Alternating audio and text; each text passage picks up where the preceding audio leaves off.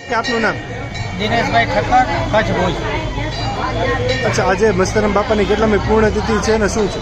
આજ રોજ મસ્તરામ બાપાની 36મી પુણ્યતિથિ નિમિત્તે સર્વે ગુરુદેવના જે ભક્તો છે એમને નમન કરી અને જય જય ગુરુદેવના નારા સાથે સૌને ખૂબ ખૂબ શુભેચ્છા અને અભિનંદન પાઠવું છું.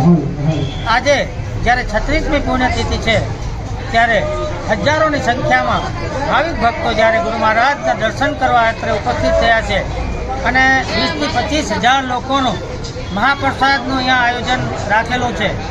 મસ્તરામ બાપુના દર્શન કરવા એક આપણા માટે સદભાગ્યની વાત હોય છે. જ્યારે વર્ષોથી અમારા પરિવારને પણ આ એક સદભાગ્ય મળ્યું છે અને આ ગુરુ મહારાજની સેવા કરવાની જે તક મળી છે એ બદલ હું ગુરુ મહારાજના ચરણોમાં કોટી કોટી વંદન કરું છું અને અત્રે પધારેલા સર્વે ભક્તોને શ્રી મસ્તરામ બાપુ ખૂબ શક્તિ અને ભક્તિ આપે અને એમનો સમગ્ર પરિવાર સુખ સમૃદ્ધ અને સંપત્તિ મેળવે એવા આજના દિવસે આશીર્વાદ આપું છું.